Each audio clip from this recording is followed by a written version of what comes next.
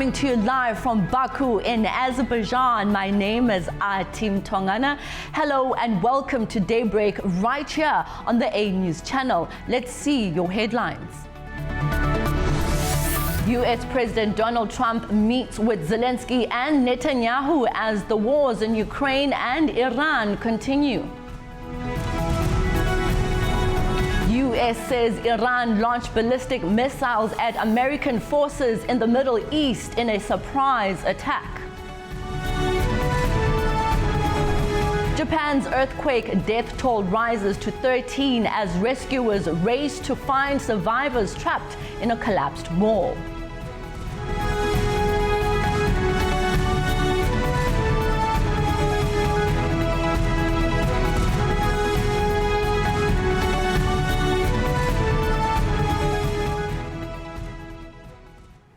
Donald Trump and Benjamin Netanyahu have sought to project unity despite fresh signs of tension between the two leaders. Their talks comes as Washington weighs in on the next step of Iran and Israel pushes for continued US involvement. US President Donald Trump and Israeli Prime Minister Benjamin Netanyahu held a nearly 90-minute closed-door meeting at the White House, with Iran dominating their talks. Netanyahu was expected to present intelligence suggesting Tehran was expanding activity at Pickaxe Mountain, a fortified underground facility near one of Iran's main nuclear sites. Hours before the meeting, Trump publicly criticized Netanyahu after details of the planned briefing appeared in the media. The US president said the Israeli leader wanted Washington to remain involved in the conflict. Trump has paused US airstrikes against Iran to give diplomacy another chance, while Israel remains concerned that Tehran could rebuild its nuclear capabilities. I just finished an excellent meeting with President Trump. When I say excellent, it's not just lip service. A conversation with full partnership, mutual support, understanding of the common goal to ensure that Iran does not have nuclear weapons and other goals as well. This is one of the best conversations I have had with the President of the United States, our friend President Donald Trump. His entire senior team was there and ours too. Here too there was an opportunity to exchange ideas and to coordinate important coordination for the security and future of the State of Israel. Netanyahu's remarks presented a united front, despite months of differences over the Iran conflict and Israeli military action against Hezbollah in Lebanon. The leaders were also expected to discuss expanding the Abraham Accords, including possible Saudi participation. Riyadh has so far ruled out normalizing relations without a path towards Palestinian statehood. Sources said Netanyahu also sought Trump's support ahead of Israel's election on October 27th. The White House described the meeting as positive and productive, but no new agreement was immediately announced. President Trump has met with Ukrainian President Volodymyr Zelenskyy in Washington to discuss the war in Ukraine and Patriot missiles. The meeting comes as both men grapple with domestic problems. A News' James Goodison has more on the story. Well, I think it's fair to say that President Volodymyr Zelenskyy and President Donald Trump's relationships fluctuated a lot since their tempestuous meeting in the Oval Office at the start of the president's second term. That meeting, of course, led to a blazing row in front of the world's media. Mr. Zelenskyy is in Washington to attend the funeral of one of his fiercest backers on Capitol Hill, the late Republican Senator Lindsey Graham. Now, the meeting with President Trump was a closed-door affair, no questions, and he arrived through the side entrance to the White House, but all smiles in the photos Mr. Zelenskyy posted on social media afterwards, saying that they'd had a good meeting. He said that they spoke about Patriot interceptor licenses. That's a key request from the Ukrainian president, who's seen Russian ballistic missiles rain down across his country since the war began. He also spoke about reinvigorating peace talks. What's interesting about this is that Donald Trump dropped a real peace push earlier this year as the Iran conflict took a a prominent role. However, Iran talks are of course stalling, so could Mr. Trump pivot back to trying to secure a ceasefire in Ukraine in order to get that elusive diplomatic win, which he likely wants prior to the midterms in November? Mr. Zelenskyy, for his part, is also facing backlash at home for sacking his defense minister and army chief, so it would boost his popularity if it appeared he was getting on well with the president. Certainly the relationship between the two men seems closer than ever, and really I think reflects a shift on the right of American politics back towards Ukraine's support. Nothing directly promised, no eye-catching deal agreed here, but certainly we are miles away from the acrimonious meeting last year in front of the nation's media. James Goodison for A News in Washington, D.C. The U.S. Senate voted late Tuesday to begin consideration of a bipartisan sanctions bill aimed at increasing pressure on Russia over its war in Ukraine. The tally was 86-12 in favor. It will target Russian officials, financial institutions, and the so-called shadow fleet used to transport Russian oil. It will also give President Donald Trump the authority to impose tariffs of up to 100% on countries that continue buying Russian energy. After meeting with senators at Capitol Hill, Zelenskyy praised the bill, saying stronger sanctions are key to increasing pressure on Russia. And we are very thankful for this discussion. The discussion was with details how to help Ukraine, and we are thankful that this bill is very important. Sanctions pressure on Russia is very important, and really it gives, it's not only about money, how to stop to finance this war, but it's also a big signal to Europe, big signal to Ukraine, big support of our people. So I'm very thankful. I hope that, God bless, we will have positive results. Political leaders and foreign dignitaries gathered at Washington National Cathedral on Tuesday to honor U.S. Senator Lindsey Graham. He died earlier this month after the age of 71 from a heart ailment. U.S. President Donald Trump delivered the eulogy, remembering Graham as a trusted advisor, close friend, and a golfing partner. The funeral was attended by Ukrainian President Zelenskyy and Israeli Prime Minister Netanyahu, Vice President J.D. Vance, and members of Congress, highlighting Graham's influence in U.S. politics and foreign policy. Graham will be laid to rest in his home state of South Carolina. Now to a short break. When I return, I'll discuss the rest of the global stories. Stay tuned.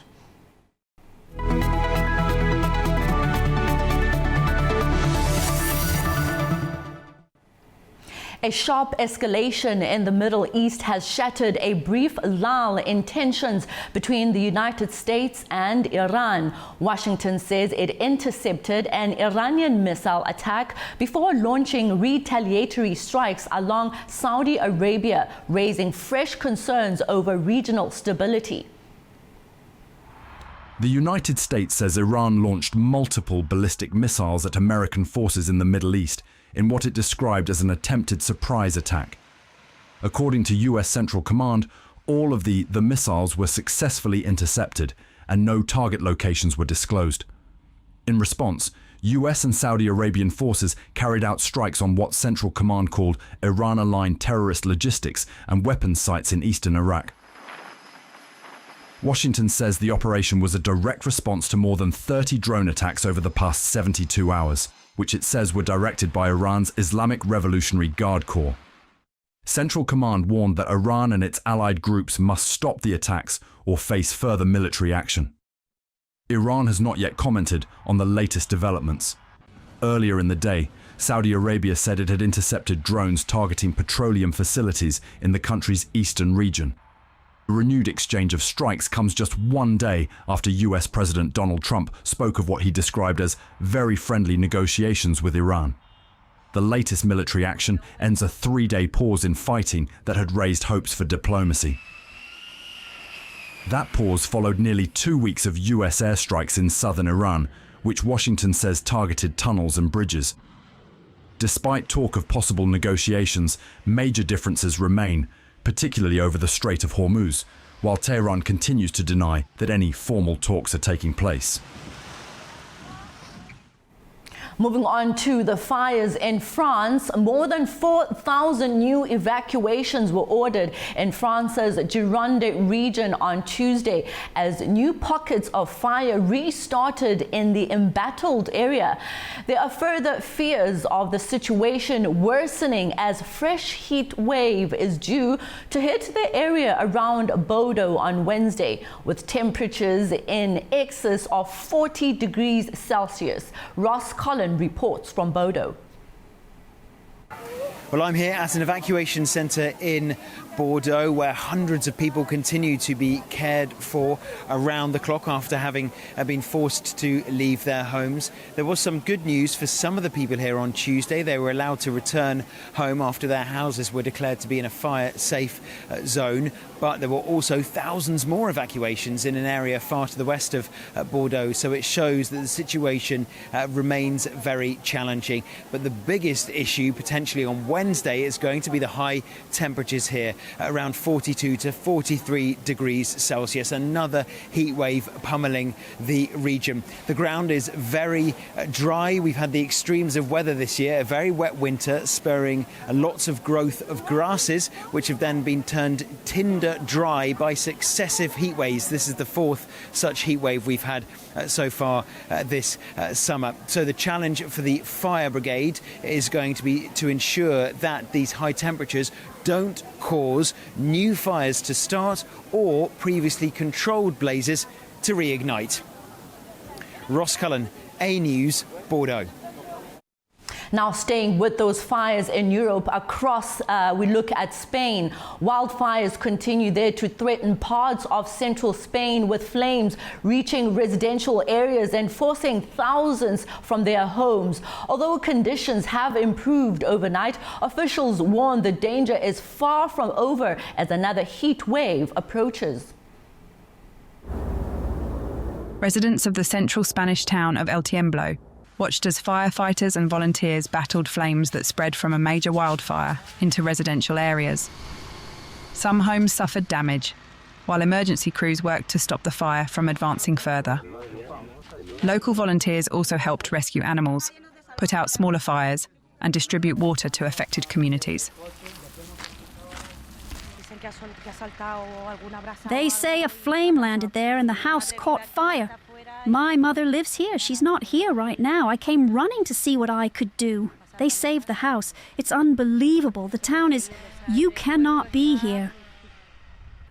We are battling fires, providing water, helping neighbours, rescuing animals, giving them water to drink. We are doing whatever is needed. Spanish authorities have begun easing restrictions, allowing residents evacuated from 13 towns to return home. Wildfires have already burned tens of thousands of hectares across the provinces of Avila and Madrid. Firefighters remain on the front lines in Madrid and the neighbouring provinces of Avila and Toledo. The Spanish government says cooler overnight conditions helped crews contain several active fire fronts, reducing the immediate threat. However, the fires are still not under control. Spain is now preparing for its fourth heat wave of the summer, with forecasters warning that high temperatures, strong southerly winds and low humidity could push wildfire risk to extreme levels. 3 people were killed and 19 injured in Ukrainian drone strikes in Russia's Belgorod region, according to local authorities. A bus was among the targets in a border town, with most of the injured taken to hospital. Further strikes were reported in the Tagarong and Ryazan, causing casualties and damage. Moscow and Kiev also reported attacks on military facilities, with Russia claiming it captured a settlement in the area and hit Ukrainian depots and drone sites.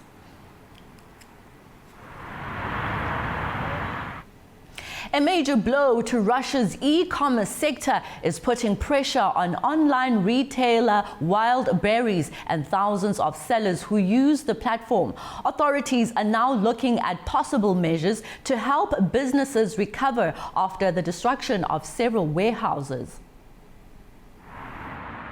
The Russian government is considering support measures for the country's largest online retailer, Wildberries, and thousands of businesses that rely on its platform. The move comes after Ukrainian drone strikes damaged 7 of its warehouses, wiping out around 10% of the company's storage capacity and leaving many sellers facing significant financial losses. A Wildberries seller said an entire shipment of pet food, worth around nearly $20,000, had been destroyed in the fire. I opened my seller account and realized that everything there had been destroyed. I just sat down and burst into tears. What else can you do in a situation like this? Given the number of responsibilities I have, I don't know what to do next. Large businesses were also affected. Clothing retailer Finn Flair estimated that around 35,000 items worth more than $1.2 million were destroyed in the damaged warehouses. We plan to negotiate with Wildberries. Wildberries is one of our key partners. At the moment, we have information that Wildberries will be making compensation payments. They plan to start with smaller sellers because they were affected the most, and later they will compensate larger sellers as well. Wildberries said it would need at least 30 days to assess the damage before compensation payments begin. The company has also announced reduced storage fees to support affected sellers. The Kremlin praised Wildberries for offering assistance to affected sellers despite having no legal obligation to compensate businesses. Officials are discussing possible support measures, including state-backed loans, tax breaks and subsidies, with state-controlled lender VTB expected to play a key role. No final decision has been announced. Ukraine said it targeted Wildberries because of its alleged role in supplying the Russian military and its financial ties with the VTB bank. Japan is dealing with the aftermath of a powerful earthquake that struck Kumamoto prefecture in the south of the country, killing at least 13 people. Rescue efforts are continuing as officials assess the damage and warn of further seismic activity. Rescue teams continue to search for people trapped beneath the rubble on Wednesday after a 7.1 magnitude earthquake struck Kumamoto prefecture in southern Japan. It knocked out power to thousands of homes and ruptured roads across the region. 8 people were pulled alive from the rubble of a partially collapsed shopping mall. However, the death toll has risen. As of 8:30 a.m. local time today, we have confirmed 13 people dead and extensive damage, including human injuries, collapsed buildings, fires, and damage to roads and other infrastructure. I offer my deepest condolences to those who have lost their lives and to their bereaved families. I also extend my sincere sympathies to everyone who has been affected by this disaster. The earthquake struck about 20 kilometers south of Kumamoto City, which has a population of around 700,000. Part of the stone wall of Kumamoto Castle collapsed. Tourists who were inside fled to safety. Customers inside a Muji store in Kumamoto Prefecture took cover on the floor. Officials advised around 260,000 residents to go to evacuation centers. The Japan Meteorological Agency has warned that further strong earthquakes are possible in the coming week. There is also a continuing risk of landslides. Kumamoto Prefecture was hit by another major earthquake 10 years ago. That disaster killed 275 people, injured nearly 2,739 others, and damaged thousands of buildings, including the walls of Kumamoto Castle.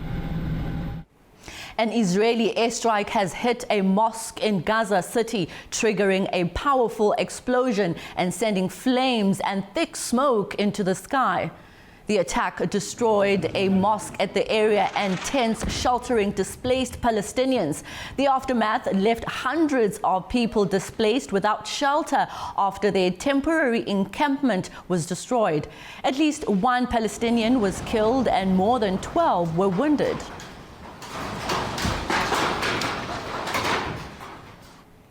The Trump administration is tightening restrictions on Chinese technology imports, unveiling new measures it says are aimed at protecting key industries in the United States. New Chinese humanoid robots, quadruped robots and connected power inverters are now barred from entering the US. The Federal Communications Commission says the restrictions are intended to protect the American artificial intelligence supply chain from disruption, cyber attacks, and data theft. It also says it encourages companies to shift manufacturing to the United States. China has criticized the move and says it will take all necessary measures to protect its interests.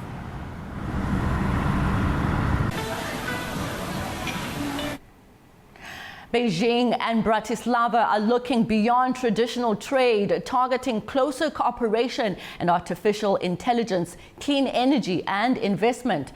It's despite wider tensions between China and the EU. Here's more from Beijing. Chinese President Xi Jinping has met with Slovak President Peter Pellegrini in Beijing, with the two leaders agreeing to expand cooperation and give fresh momentum to bilateral ties. During the talks, Xi said China and Slovakia should build on their political trust while exploring new opportunities in artificial intelligence, robotics, the digital economy, and clean energy. He also called for closer cultural exchanges, easier travel between the two countries, and stronger coordination on global issues. Xi expressed hope that Slovakia would continue to play a constructive role in promoting stable relations between China and the European Union. President Pellegrini described China as key strategic partner and said Slovakia is ready to strengthen cooperation in trade, innovation, and investment. He also welcomed more Chinese companies investing in Slovakia, and he reaffirmed support for dialogue between the EU and China, as well as closer coordination with Beijing on global challenges, including AI governance. Abukhaya Jafarova, A News, Beijing, China. Artificial intelligence is reshaping Brazil's presidential race in an unexpected way. A campaign appearance from former President Jair Bolsonaro sparked fresh debate over where politics and AI should draw the line.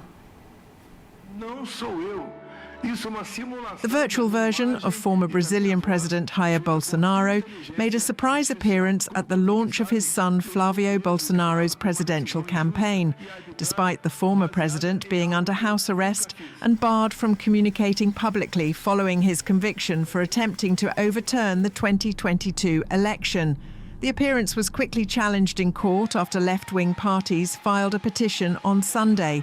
They argue the synthetic video could influence voters while offering a way around judicial restrictions imposed on the former president.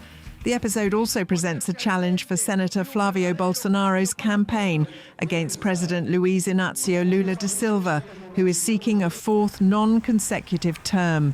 It highlights how the campaign could benefit from the former president's enduring support among conservatives while he remains unable to address the public himself. The incident is raising new questions about how AI should be used in election campaigns. Until now, there's been much debate centred on deepfakes spreading misinformation. But now it's testing whether an AI-generated avatar can act as a stand-in for a political leader barred from communicating directly with voters. Showing that deepfake video of Bolsonaro, even if the video begins with a warning stating that it is AI and not an actual recording of him, constitutes a direct violation of that rule in the Superior Electoral Court resolution. As the legal challenge proceeds, whether the appearance was a one-off campaign stunt or the beginning of a wider role for a virtual Bolsonaro remains unclear. The court's president, Justice Cássio Nunes Marques, stopped short of condemning the video's use, saying AI can be used in election campaigns while warning against its misuse. He said he could not comment before it comes before the court. Brazil's electoral rules prohibit AI-generated content that spreads false or misleading information or could undermine the fairness of an election.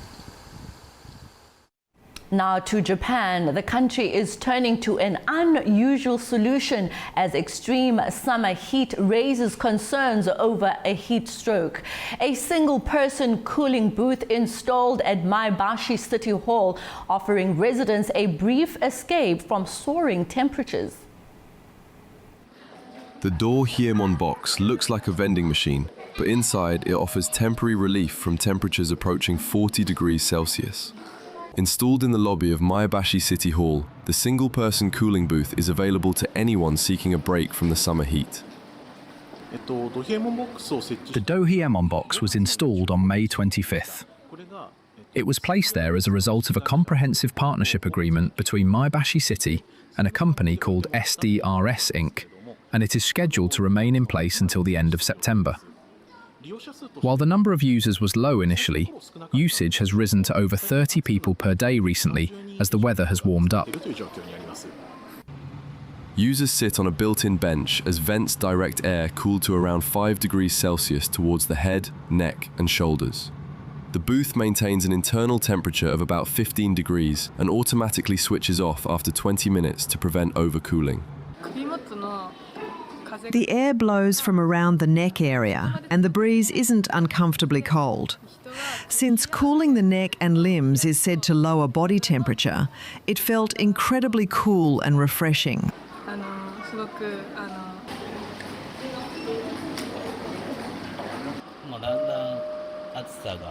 The heat is really getting intense now, isn't it?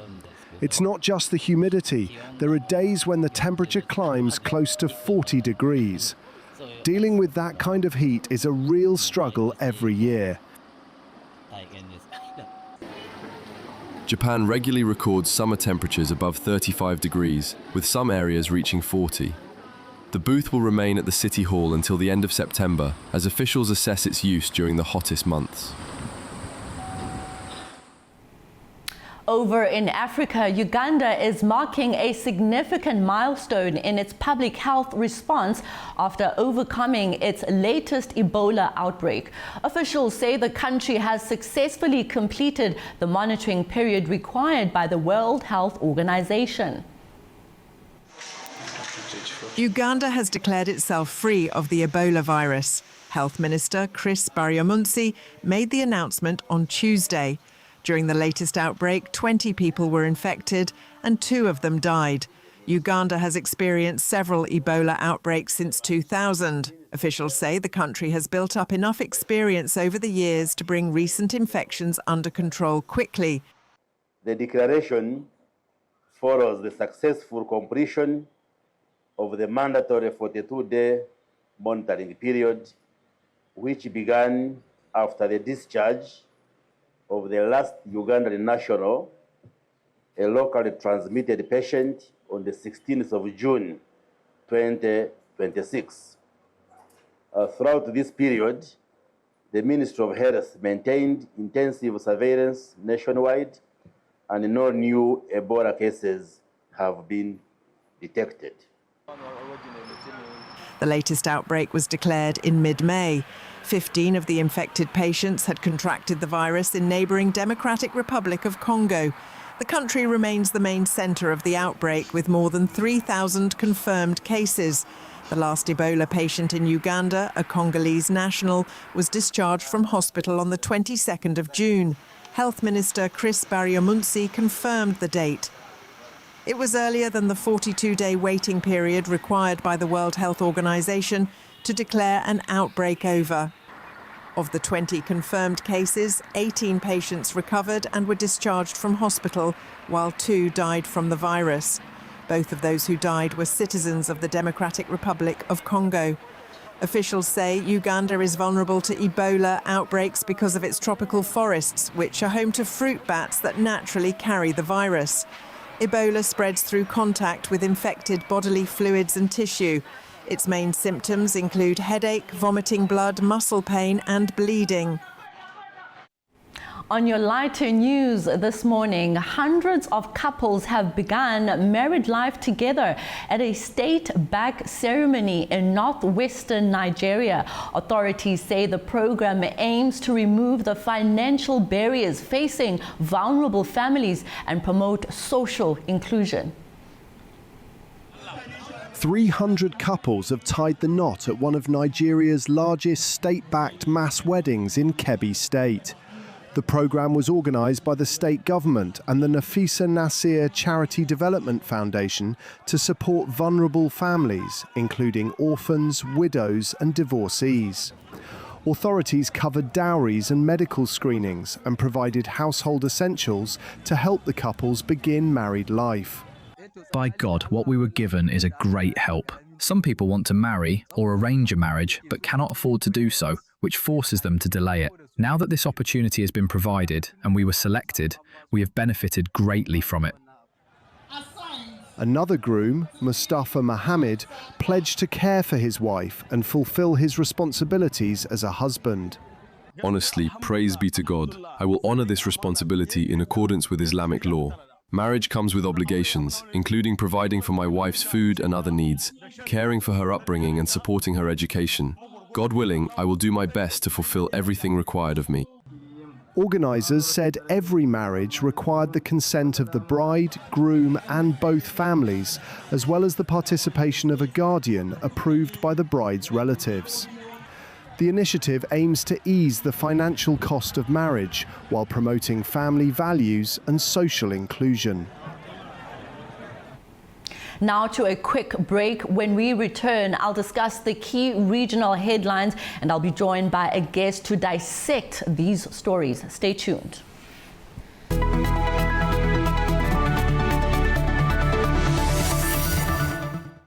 Now, Turkish President Recep Tayyip Erdogan says Turkish Petroleum has become a partner in Iraq's Kirkuk production field. Speaking alongside Iraqi Prime Minister Ali al-Zaidi in Ankara, he described the newly signed energy agreement as a historic step. The Turkish president said the two countries were working on a new energy cooperation agreement and said that Iraq could supply Turkey with up to 1 million barrels of oil per day. He added that Turkey sees Iraq's peace and stability as closely linked to its own security and aims to expand cooperation in energy, transport and security. British Petrol'ün operatörlüğünü yürüttüğü The Kirkuk production field has been granted to Turkish Petroleum as a partner. The agreement signed today is a historic step in terms of partnership in the energy sector.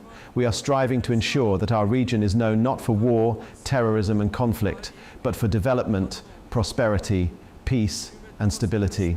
Turkey has never viewed Iraq's peace and stability separately from its own security, because Iraq is one of the countries that has suffered from war and instability.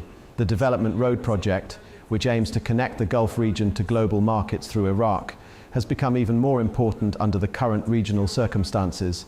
Ankara remains in close dialogue with Iraq to advance its terror-free Turkey process and its vision of a terror-free region. Daimi bir işbirliği alanı olarak görüyoruz. Turkey says Washington has approved US-made engines for its Khan fighter jets, as Ankara also seeks a path back into the F-35 program. Adam Merrow sent us this report from Istanbul.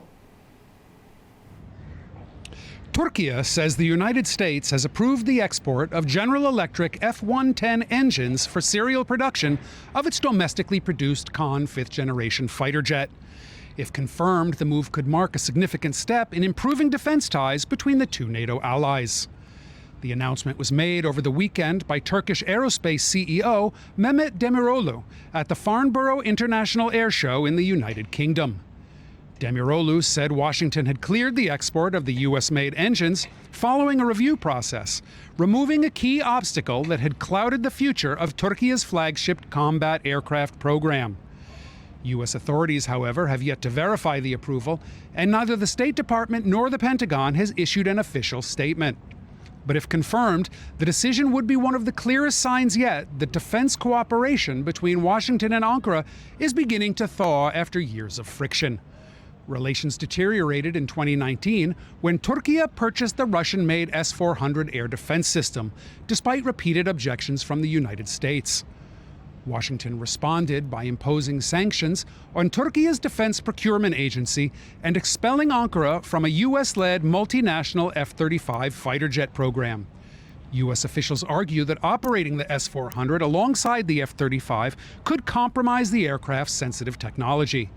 Although the sanctions remain in place, bilateral defense ties have shown signs of improvement in recent months.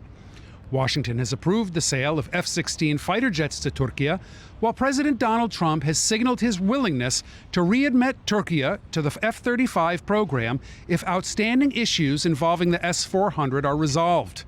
If confirmed by Washington, the reported engine approval would mark another milestone in what appears to be a slow but steady reset of U.S.-Turkey defense ties.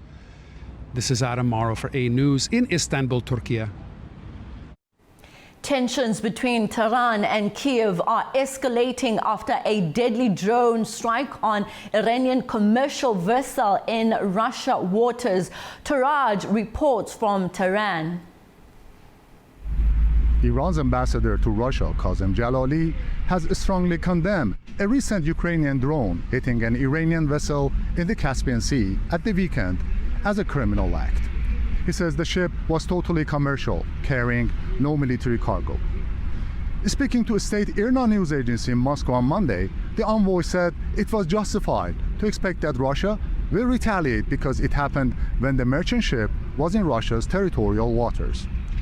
Iranian Foreign Minister Said Abbas Araghchi said in a post on X that in discussions with European Union Foreign Policy Chief Kaja Kallas and Russian Foreign Minister Sergei Lavrov, he emphasized that the strike, which claimed the life of one Iranian sailor, cannot remain unanswered.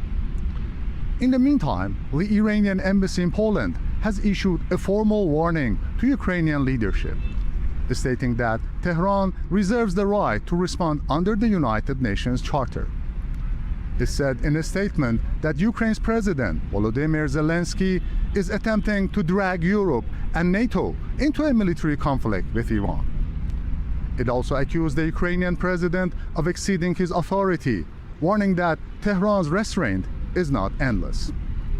In Tehran, the deputy speaker of the parliament, Hamid Reza Haji Babai, warned what he called Ukraine's taskmasters that any mischief by their so-called contractor in the Caspian Basin will result in a regretful response from the Iranian nation.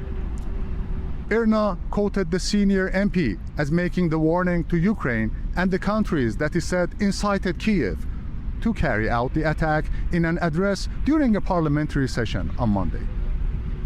And Foreign Ministry spokesman Ismail Baghai said the attack was illegitimate and contrary to the UN Charter and international accords, rejecting Kiev's claim on linking Tehran to the ongoing war between Russia and Ukraine.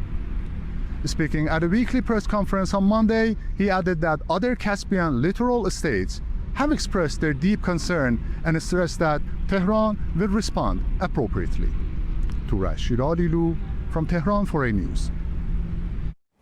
Ukraine President Zelenskyy says Iran and North Korea are already involved in the war against Ukraine by supplying Russia with weapons, military technology and troops. Zelenskyy made his comments during an interview with UK's Sky News, coming after Ukraine's attack on a vessel in the Caspian Sea at the weekend. Zelenskyy rejected suggestions that Kiev was opening a new front in the conflict. He said Tehran and Pyongyang had already become participants in the war through their support from Moscow.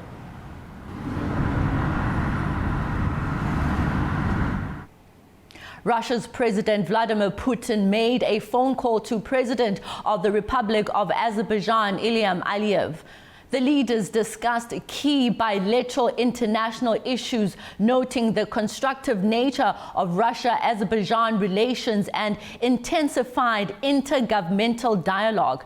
They reaffirmed their commitment to expanding mutually beneficial cooperation.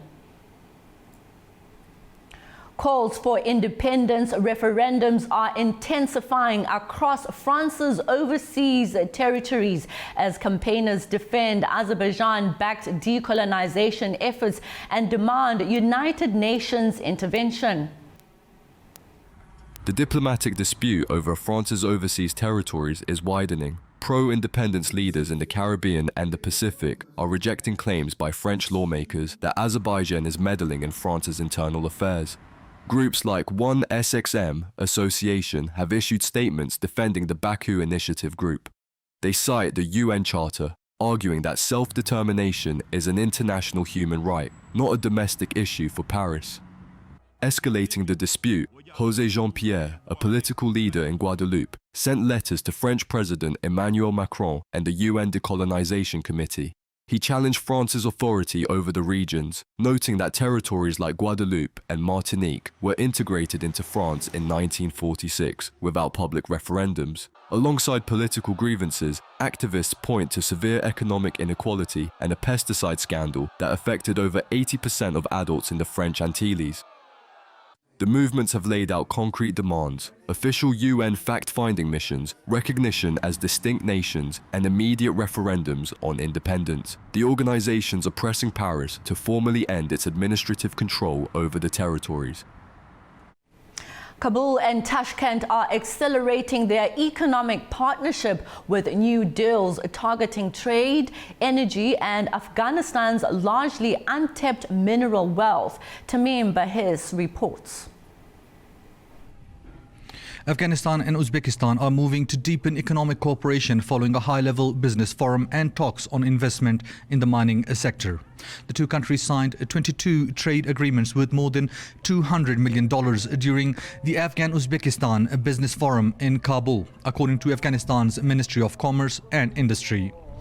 That event brought together Afghanistan's Minister of Commerce and Industry, Uzbekistan's Deputy Prime Minister, senior officials, and around 300 Uzbek business representatives. Both sides reaffirmed their commitment to expanding bilateral trade, with Afghanistan expressing hope that trade between the two countries could eventually reach $5 billion. Separately, Afghanistan's Minister of Mines and Petroleum met with Uzbekistan's Deputy Prime Minister and his delegation to discuss cooperation in the mining and energy sectors. The talks focused on the Kundalan copper mine, the Tuti Maidan gas project, and expanding Uzbek investment in Afghanistan's mining sector. The two sides also reviewed progress on previously signed agreements and stressed the need to accelerate their implementation. The meetings point to growing economic engagement between Afghanistan and Uzbekistan, with trade, mining, and energy emerging as key areas of bilateral cooperation. Tamim Bahis in Kabul, A-News. Kazakhstan's main oil artery is flowing again, but exports through Russia's Black Sea coast remain vulnerable to the region's fragile security situation. A-News' Fariza reports. Kazakhstan has resumed oil exports through the Caspian Pipeline Consortium after shipments restarted at the marine terminal in Russia's Black Sea port of Novorossiysk. According to the Energy Ministry, crude oil loading has resumed, allowing producers to restore exports through the pipeline system. Officials say shipments will continue under enhanced safety measures and will depend on the security situation. The terminal was shut down last week. The ministry said the suspension was necessary to ensure the safety of vessels, their crews, and the environment in the Black Sea. As a result, the oil producers temporarily cut output. And according to Reuters, Kazakhstan's daily production of crude oil and gas condensate fell by more than half to around 1 million barrels a day, compared with an average of 2.16 million barrels in June. The country accounts for around 2% of global oil production, while the Caspian Pipeline Consortium carries about 80% of its oil exports, making it the main export route for Kazakh crude. And following this disruption, the Foreign Ministry said any actions that undermine international trade, global energy markets, or supply chains are unacceptable. Fariza Kalimurzina, Almaty, A-News. Thank you for joining me this morning and watching Daybreak with me, Tim Tongana. Stay tuned to A-News for more stories.